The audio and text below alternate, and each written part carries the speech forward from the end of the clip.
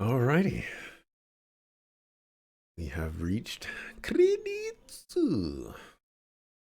It actually took a lot longer to beat this today than I thought. I thought I was going to end the stream at like an hour and 30 minutes at most. But, pretty much almost gone the entirety of the stream today. And beat a game on a Friday. Today's Friday. Yeah, today's Friday. Woo. Okay. Um, yeah. So let's see. The first thing is this is a viewer requested game by Arrowmeal. So thank you very much for the viewer request recommendation or points thingamabobber. I did not write down my thoughts for this game yet. So this one's going to be primarily off the dome based off of everything that I can remember. Um, I would say that my initial first impressions of the game, based off of like day one, where it was like, I was definitely intrigued by the initial premise, but the I'm gonna call it railroading, um, kind of eliminated that initial intrigue. But I was curious to see how things would maybe evolve from there. So I would say that my overall thoughts on the game is it's definitely like it's all right. Um, you guys should know by now that I'm not really a fan of power of friendship and power of the hearts and things like that. And I think this game utilizes that a lot. Um, it's it's one of those games that they sometimes they give you the choice to be callous slash evil slash mean, and they give you the choice to be nice or ambivalent.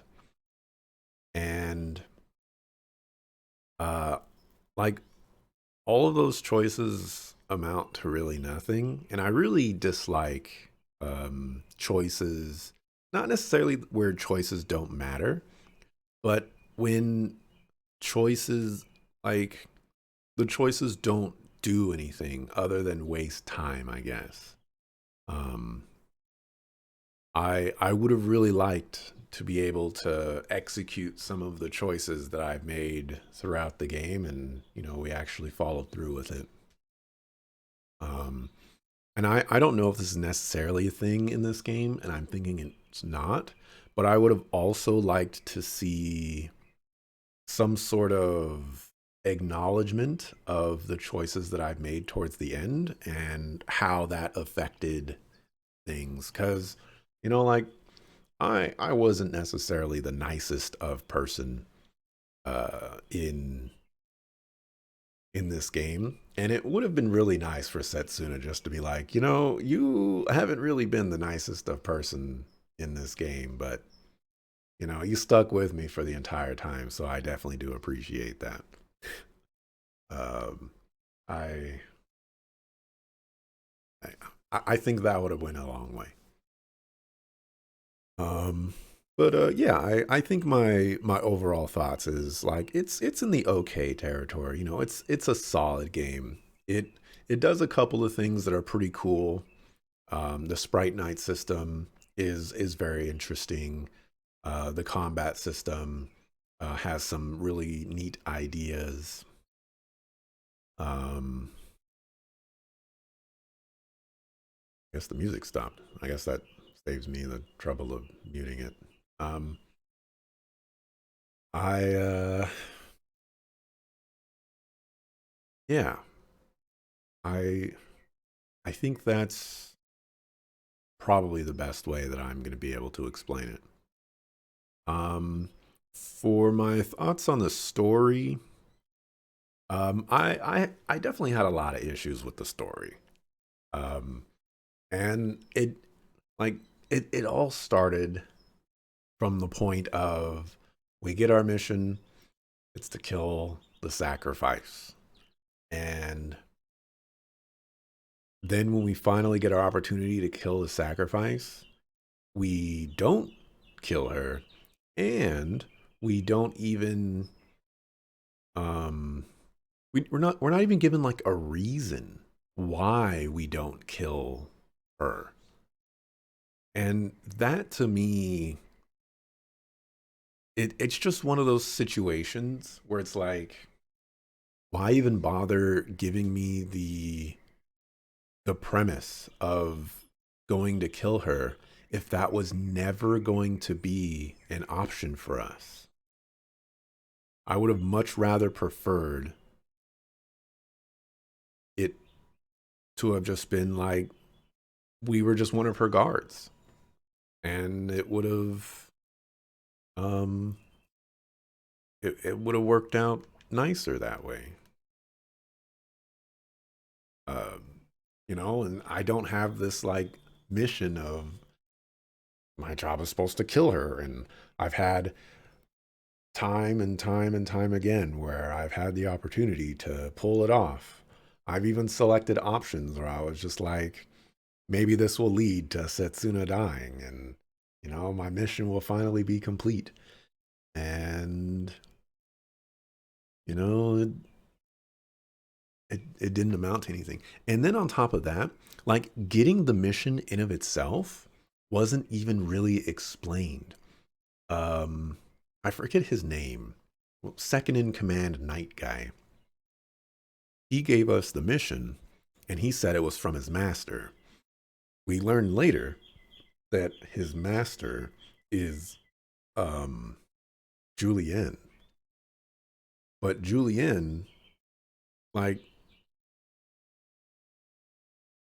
was Julienne being controlled by Dark Samsara, or like I don't know. I don't think they explained that very well, and they didn't close the loop on that very well. And basically, in a nutshell, the whole go assassinate Setsuna plotline just wasn't it. They didn't really do anything with it, both in fleshing it out, making it make sense, um, making sure that things were closed loops and finished and all that other stuff. Um, we'd even get like a mention at the end of the game, like Ender could have finally said something, and that thing could have been, "I finally finished my mission." But maybe that's a little callous of someone to say after they just kill somebody they've spent an entire journey on, and we're supposed to feel sad and all this other stuff. But that's just me. Um, let me see. As far as like the general gist of things, like the pacing and whatnot for the game, I think it was pretty solid. I kind of wish that we got the airship sooner. I think this is just a problem in general with a lot of RPGs where they give you options too late in the game, and sometimes it's just not like it's not as beneficial to have those options so late. Um, I mean, basically, I get the airship right before the final dungeon, which is neat in the sense of I have now this world that I can explore in greater detail and maybe find some side quests and super bosses, and I can grind and get all the cool sprite night. But I want to do all that stuff in like the beginning to mid game. Once you reach the late game, I want to beat the game. I don't want to go grind, at the late game. That's crazy. So I I feel like this game just has some of those. Uh, can't think of the right. like the right words to say this, but like they have conflicting ideas of how the progression of the game is supposed to go, I guess. That gotten in my way for sure. Um, New party member before the final boss. That's a great example of that. Like, who wants a party member right before the final boss? There's another game out there where you get four party members like in the last 20% of the game, and like that's even crazy. Like, and they're like super low level compared to your other party members and stuff like that. So it's like, now you just give me all these party members that are weak, and like you expect that to be this really awesome, cool thing.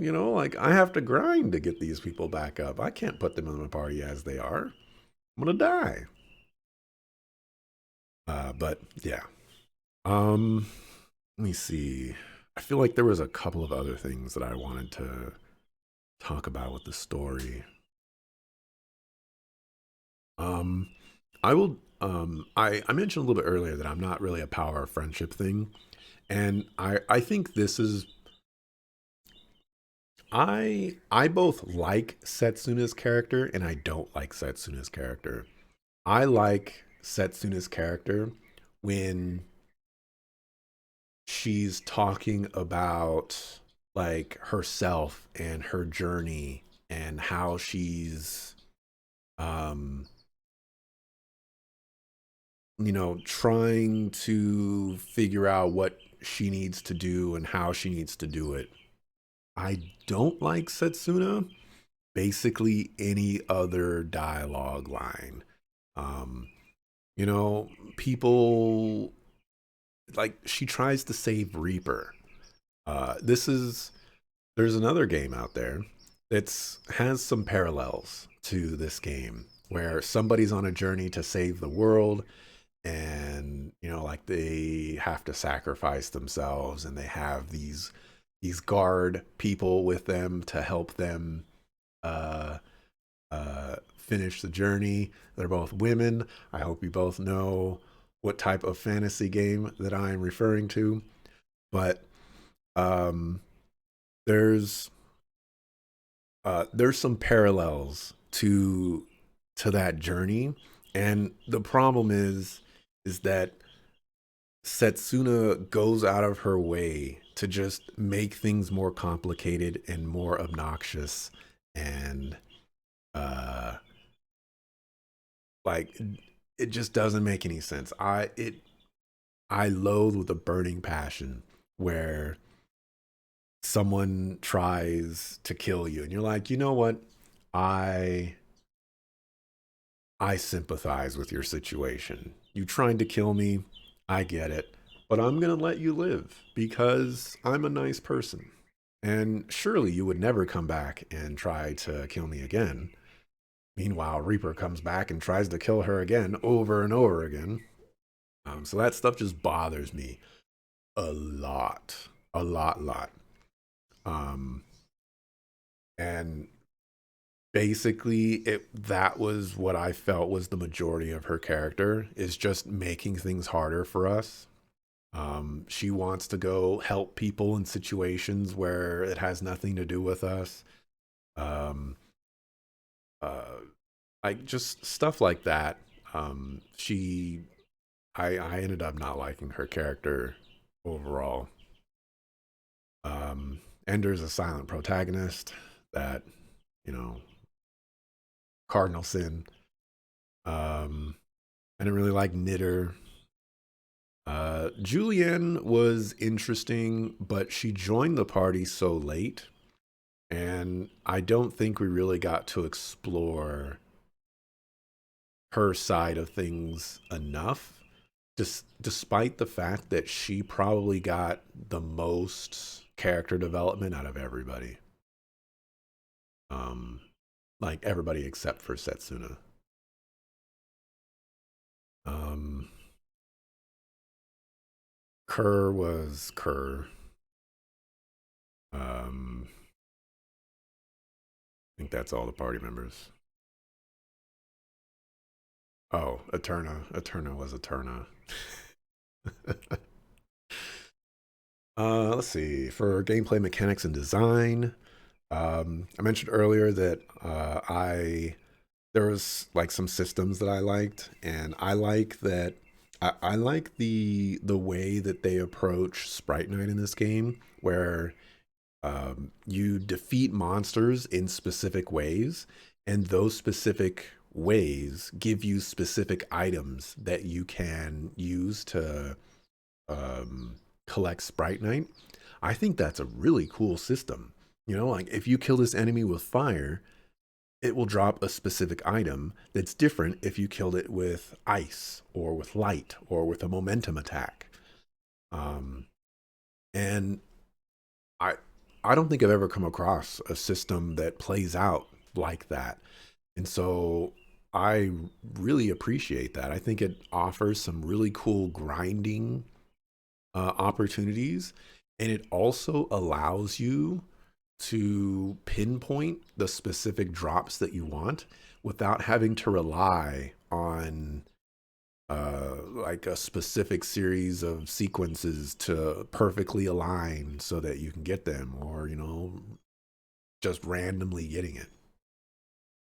So that's really cool. The weapon upgrade system I didn't understand until basically that final 2 hours of the game or something like that. But I think they probably could have explained that better. Um, the tutorials of the game, those should have been in the menu, and I couldn't find them. There was like some specific information that I was looking for that I just couldn't find, and it seems really weird that the tutorials wouldn't be in the menu. But they had all that other information. Um, let me see, let me see, let me see. For combat, I like the momentum mode or the momentum inclusion. I think it's really nice to just have this extra thing that gives you something else to do, um, that like is beyond just executing or initiating the attack. Um, I do think that there's some inconsistencies, probably on my part, potentially on the game's part, of when you can press the momentum button to get the bonus. Like you can't mash the button, but if you press it too early, you also can't press it late. But sometimes you can press it really late, which doesn't necessarily mean like there are scenarios where I've pressed the button after seeing the damage that Ender has done, and then like you trigger the momentum, and then the second attack kind of pops up, and it's a really weird way to approach that. Um, I also like the SP system that I started to understand probably in the last 60 to 75% of the game, where if a character's turn comes up, you can just sit there in the menu and their SP bar will just fill up and you can get your momentum charges that way. Um, that's a really neat method that I wish I utilized a lot sooner than that, because it's actually really strong and you can get away with a lot of things um, with that. Um, there was something else. Um, the link attacks, those are pretty cool. I like how they approach those. Um, the the the little accessory things that give you like bonuses and fluxation and whatnot. I don't know if I'm necessarily a fan of those. However,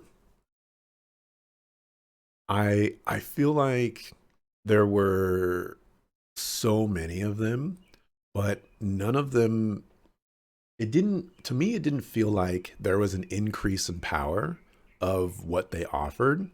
To me it just felt like they provided a bunch of um like just a bunch of options. And a lot of the times the options just didn't seem sufficient or specific to a certain build that you may have wanted to go down. And I think maybe if if I were to do New Game Plus, I would probably approach the fluxation aspect of it completely differently, especially with like my final party where Ender was my healer. It's a little weird to be in that situation. Um, but yeah, I would have done that differently if I knew the things that I know now back then. Um, Dang, what was the other thing that I want to say? I don't remember. For Cardinal Sins, this game, backup party members don't receive full experience. I think it was 50% that they get, which is rough. I guess it's better than nothing. Um, they remove party members without sufficient replacements. They require certain party members in certain battles. I don't remember. I can pull it up, I guess. Uh, the removing key party member without sufficient replacement, forcing the player to use certain party members. Um, I'm I'm gonna say no value indicator or tell to determine enemy HP. And obviously I had the the accessory item to uh to see the HP for basically since I got it. But the more I progress in life, the more I feel like I should not be punished or wanting to see the HPs of enemies. Like, I shouldn't have to wear an accessory where that accessory effectively only means that I get to see the HP, or to the point where like I have to lose out on power gained elsewhere from other accessories just so that I can see HP. So I think I'm gonna start, or the more I've gotten older, the more I've not been letting that slide. So I'm gonna Cardinals in that one. Backup party earns less experience. The silent protagonist. Um, I say it a lot. I despise silent protagonists. I think they bring absolutely nothing to the games that they're in, to the point where it actually detracts from the experience because, again, like we have this character who receives a mission and he accepts the mission to assassinate Setsuna, and he makes a decision not to follow through with that assassination, but we don't get to understand why he made that decision. We don't get any dialogue about anything revolving around that decision that he made. It's just made, and then we just forget that that was our mission all along, and it's kind of irritating. Um, I you could take out Ender from this game, and I don't think much would change personally. This is the big one. Positional damage without ability to reposition. This is probably my least favorite thing in this game off the top of my head. Um, I am not a fan of having a combat system where characters move themselves and there doesn't seem to be any any correlation or any reason why they do the moves that they do, or have any understanding of where those moves are going to happen based off of what actions they are taking. So what happens in this game is that at the end there, I was in a really good spot because Ender was in the center and Kerr and um, Julienne were on his flanks. So anytime he was going to use the aura heal, he was going to be healing them. But if they moved for whatever reason, there's the potentiality that they would not be in range for that heal anymore, and that bothers me. Um, you know, there are enemy attacks that hit people when they're close to people. I should have the ability to reposition my people somehow so that if I don't want all three of my party members to get hit by the same attack that has a close proximity range to it, then I should have the ability to avoid that. So that was rough. Let's see. I think that's all the cardinal sins. Hooray. From miscellaneous sound and music, I mentioned this a little bit earlier in the playthrough. I I've grown a more appreciation towards the piano instrument ever since I started creating hip hop beats, and I don't mind the soundtrack for this game. I don't mind that it's all piano. I actually like the consistency, I guess. It didn't get old for me. I think that there were plenty of tracks in the game as well. So I didn't feel like some of them were playing a lot more than others. I think there was a sufficient amount of energy and kind of excitement in a lot of tracks and areas. Um, I I don't think I have really any problems with the soundtrack of this game, which is very interesting because if you would have came to me, 4 or 5 years ago, maybe, and had me listen to the soundtrack, I'd be like, this is all piano. Like, why would I want to listen to just piano? But I've I really have like my ever since I started creating hip hop beats, my the way that I hear music has drastically shifted. And I hear things in music that I've never even considered or heard before ever in my entire life. So um, it's really really interesting to see how just this one little hobbyist activity that I do has completely shifted how I listen to sounds. For graphics, I think the graphics were fine. That said, uh, I've I'm not a fan of snow.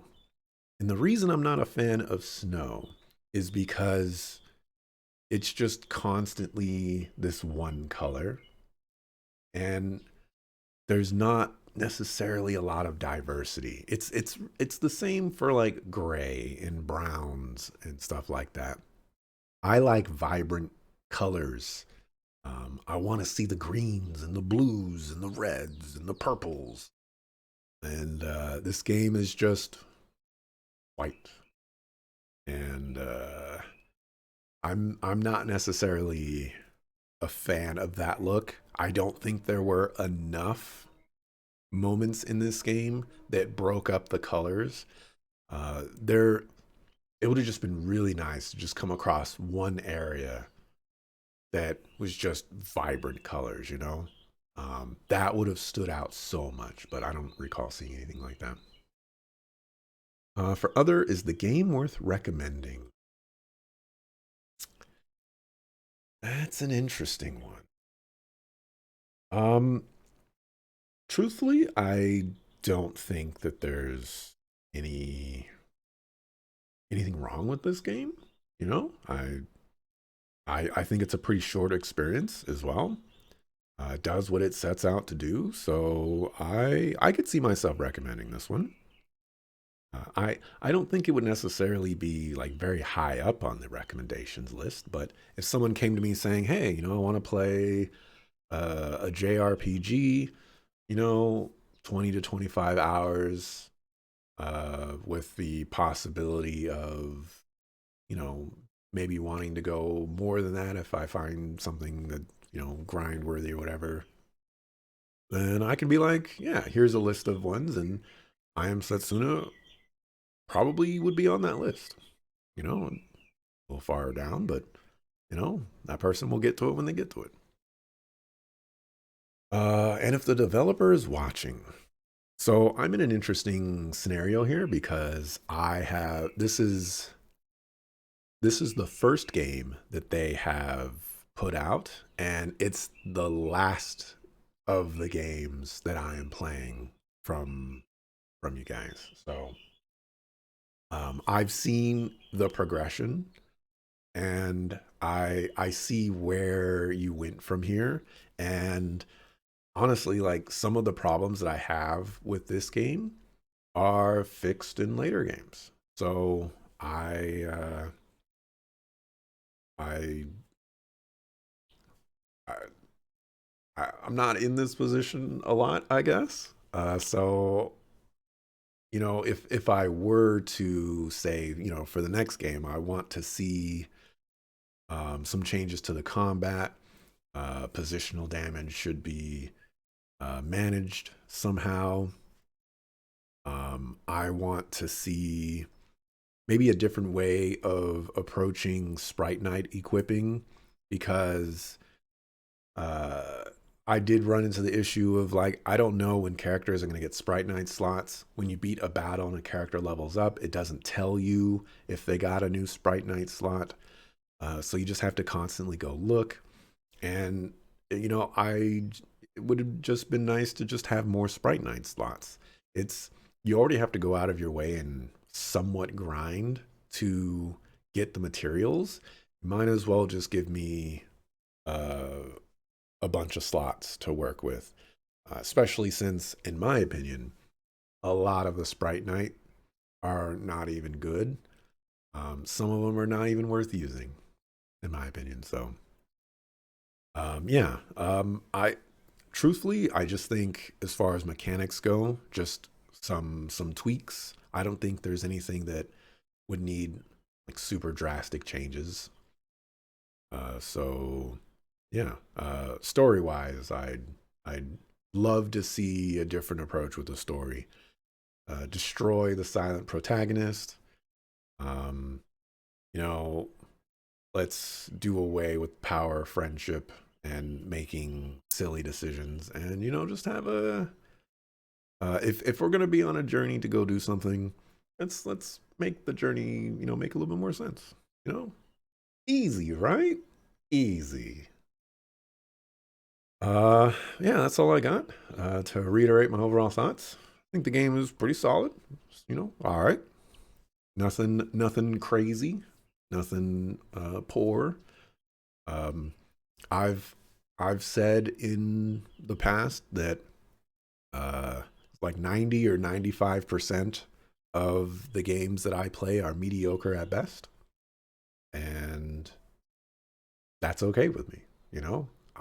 I don't need to play the best game of all time for every game that I play.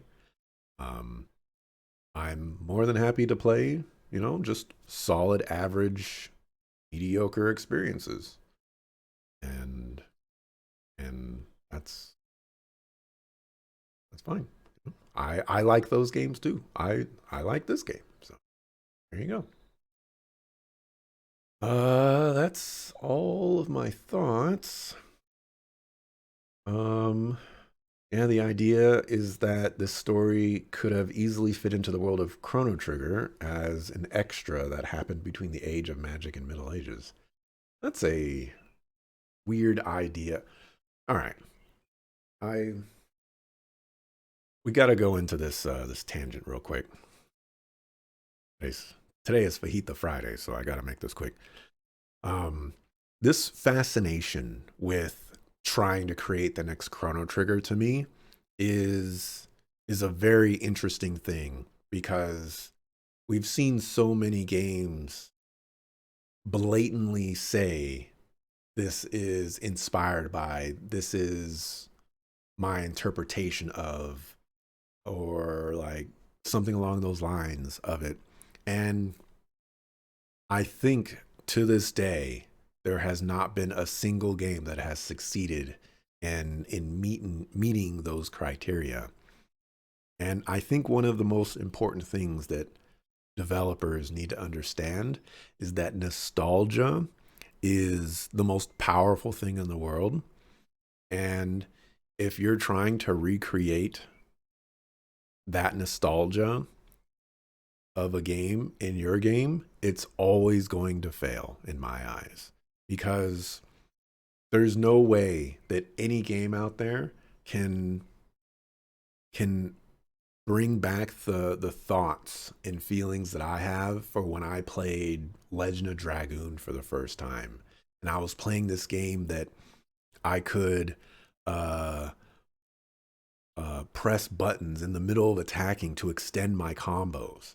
There's no game out there that can recreate the exploration and like overwhelming uh, sense of awe that I had when I played World of Warcraft for the very first time in 2004. And I had no idea what I was doing. And I was exploring zones that were super higher level than me. And like those types of moments, you just can't recreate those things anymore. So like just stop trying. Just make the game that you want to make, and keep all the Chrono Trigger stuff, let that go. Create something that you want to create. Don't try to um don't try to bring something like back, I guess. Like that, to me that's never going to work.